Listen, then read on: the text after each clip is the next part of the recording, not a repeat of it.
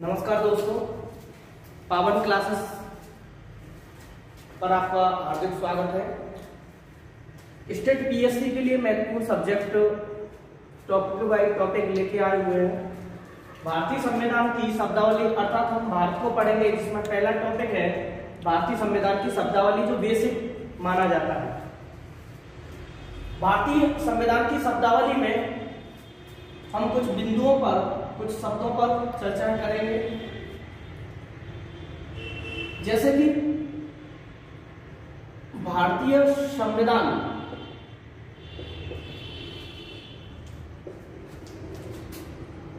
की प्रस्तावना को ही उद्देश्य का कहा जाता है।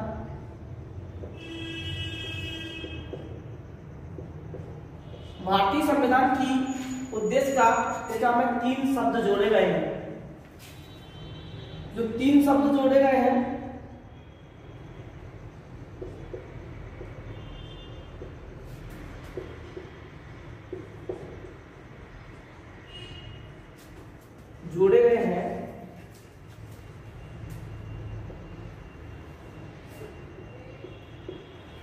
समाजवादी,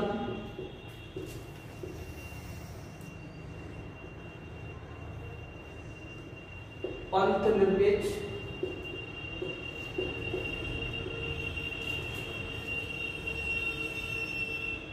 अखंडता। ये तीनों ही शब्द 42वें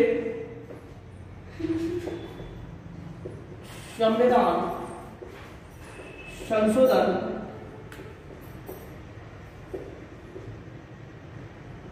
1976 के तहत जोड़े गए, 1976 के तहत जोड़े गए हैं।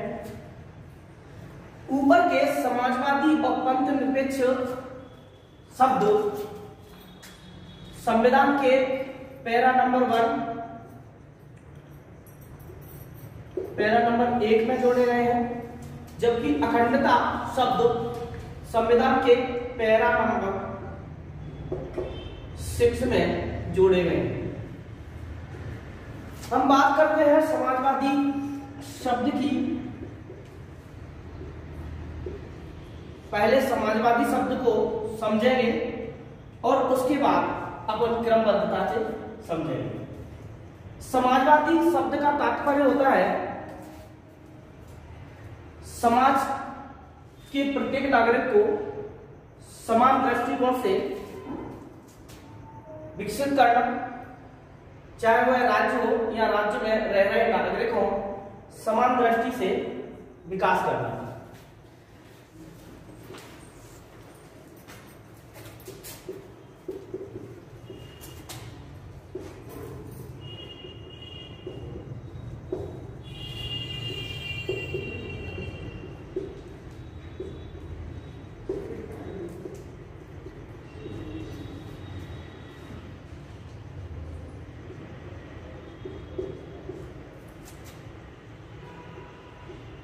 समान विकास करना।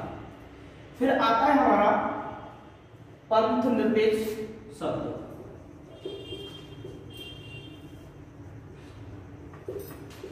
पंथ निरपेक्ष शब्द का तात्पर्य है सभी धर्म समान है,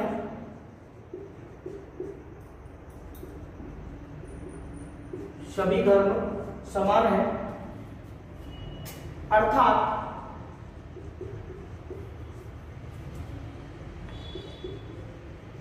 कोई भी धर्म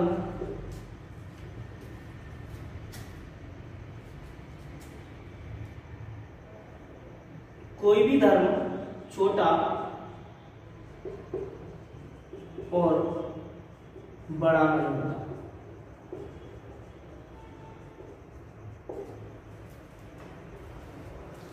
हम चर्चा करते हैं अखंडता शब्द की, जो भारतीय संविधान के पैरा नंबर 6 में जोड़ा गया है और 42वें संविधान संशोधन 1976 के तहत जोड़ा गया है। अखंडता अखंडता शब्द का तात्पर्य यहाँ एकता की भावना में जुड़े रहने से, अर्थात हम बात करें तो भारत में मान के चलिए किसी भी राज्य में भारी शक्ति का प्रभाव पड़ता है, या भारी शक्ति कोई आकर, कोई अन्य देश आकर हमारे किसी देश के राज्य में युद्ध छेड़ती है, या आंतरिक बाहरी कलह होती है उस देश के किसी भी राज्य में, तो वहां पर हम ये नहीं बोल सकते कि किसी पर्सनल एक राज्य के ऊपर कोई अत्याचार हो रहा है तो बाकी राज्य हाथ पे हाथ रख के बैठे रहे। हमें यहाँ पर एकता की भावना दिखाते हुए तथा अखंडता में एकता की भावना ही दिखानी पड़ेगी, अर्थात हमें देश को एक सूत्र में बांधने का आह्वान करता है भारतीय संविधान। तो अखंडता से तात्पर्य एकता की भावना में जुड़े रहना।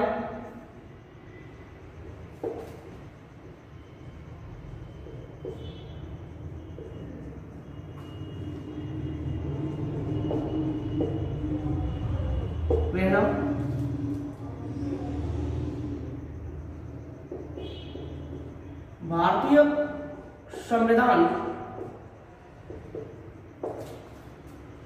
की प्रस्तावना में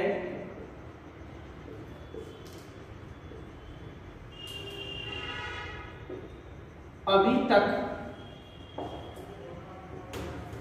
केवल एक ही संशोधन हुआ है,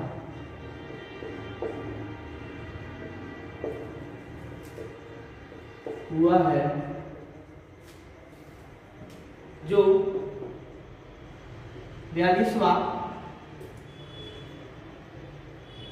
सन 1976 में। इसी क्रम में एक शब्द और देखते हैं, लोकतंत्र, और इसी को प्रजातंत्र, इसी को जनतंत्र कहा जाता है। लोकतंत्र को इंग्लिश में डेमोक्रेसी,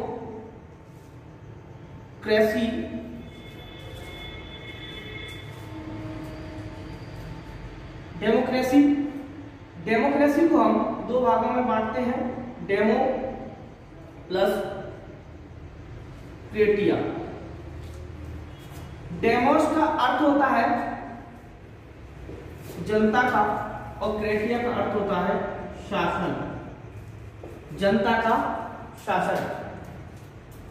इसको जब हम जोड़ देते हैं तो जनता का शासन, यहीं पर हम बात करें तो एक परिभाषा दी गई है अमेरिका के राष्ट्रपति अब्राहम लिंकन के द्वारा। अमेरिका के राष्ट्रपति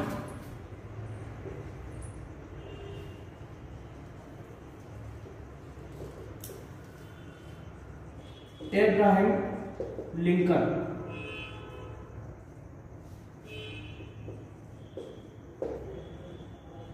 के द्वारा उन्होंने लोकतंत्र शब्द को परिभाषित करते हुए लिखा है, लोकतंत्र जनता के लिए जनता के द्वारा स्थापित शासन